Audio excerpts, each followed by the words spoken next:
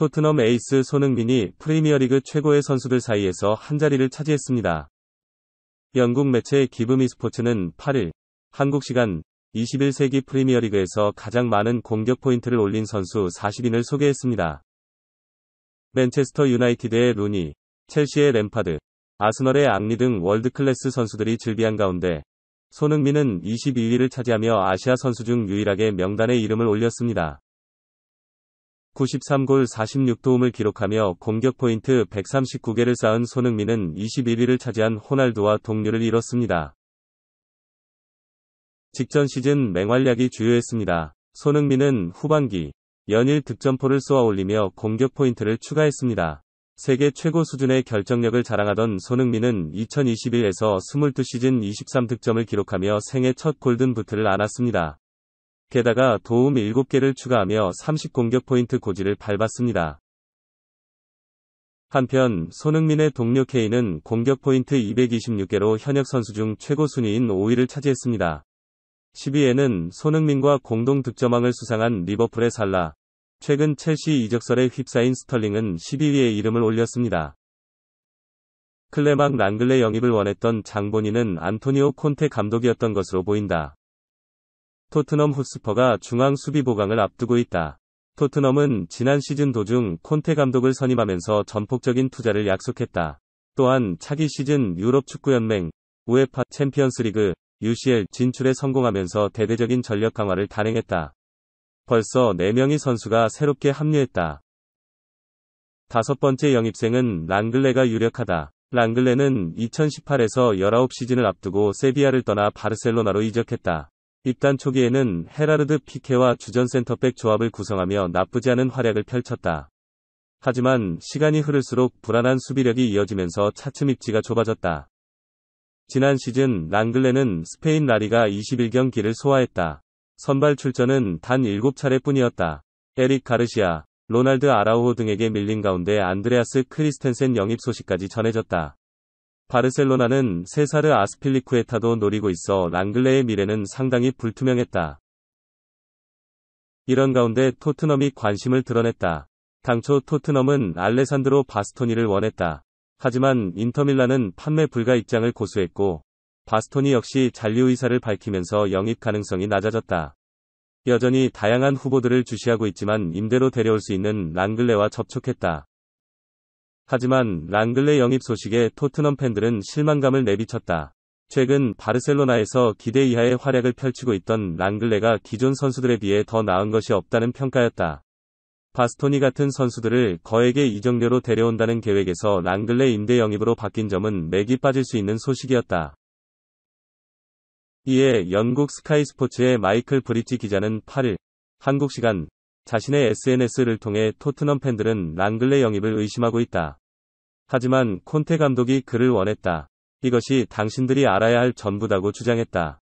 콘테 감독은 최근 폼에 관계없이 왼발잡이 센터백이라는 메리트를 가진 랑글레가 필요하다고 생각한 것.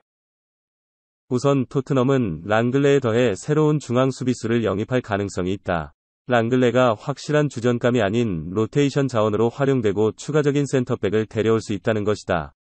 현재 글레이송 브레머, 토리노, 요수코 그바르디올, RB 라이프치히, 파우 토레스, 비아레알 등이 거론되고 있다. 스티븐 베르바인이 토트넘 호스퍼를 떠나 아약스로 적을 옮겼다. 아약스는 8일 한국 시간 공식 홈페이지를 통해 아약스와 토트넘이 합의에 도달했다. 베르바인과 2027년까지 계약을 체결했다. 구단은 토트넘에 3,125만 유로, 약 411억 원, 의 고정 이적료를 지불한다고 발표했다. 2020년 1월 토트넘에 입단한 베르바인은 주전 도약에 실패했다. 손흥민, 루카스 모우라 등 걸출한 선수들이 즐비했던 탓이다. 완전한 교체 요원이었다. 지난 시즌 리그 25경기에 나섰는데 교체 출전이 21회였다. 베르바인은 지난 1월 좁은 입지 때문에 이적을 추진했으나 레스터 시티전 극장골로 잔류에 성공했다. 그러나 이후 데얀 쿨루셉스키까지 합류하면서 완전히 설 자리를 잃었다. 결국 유년 시절 추억이 있는 아약스의 둥지를 틀었다. 베르바인은 아약스 유스 시스템에서 6년 동안 뛴 바 있다. 알프레드 슈레더 아약스 신임 감독은 베르바인이 아약스를 선택한 것은 그의 야망을 보여준다.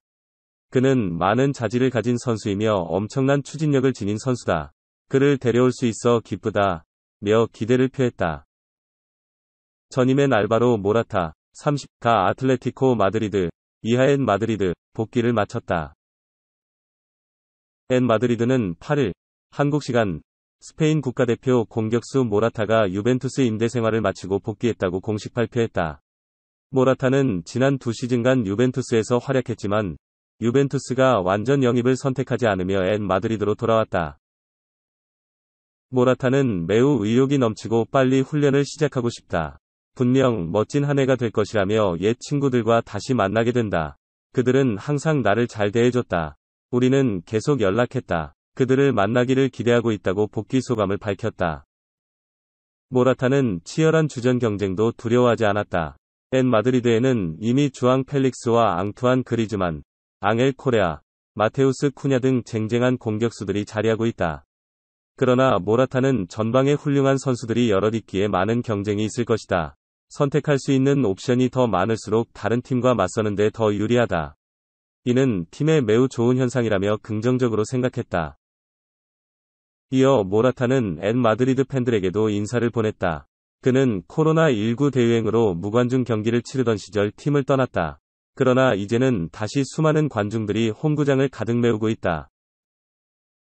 모라타는 관중들이 없는 2019에서 2020 시즌 막바지는 우리 모두를 매우 슬프게 했으며 큰 공허감을 느끼게 했다. 그래서 나는 세계 최고인 우리 팬들이 경기장을 가득 메우고 팀을 응원하기를 정말 기대하고 있다. 이는 내가 정말 그리워했던 것이라 덧붙였다. 한편 모라타는 수많은 팀을 거치며 전임엔 생활을 이어왔다. 그는 어릴 적 레알 마드리드 유스팀에서 성장한 뒤 지난 2014년 유벤투스로 이적해 경험을 쌓았다. 모라타는 이후 레알 마드리드로 복귀한 뒤 첼시와 엔 마드리드, 유벤투스를 거쳐 다시 한번 엔 마드리드 유니폼을 입게 됐다.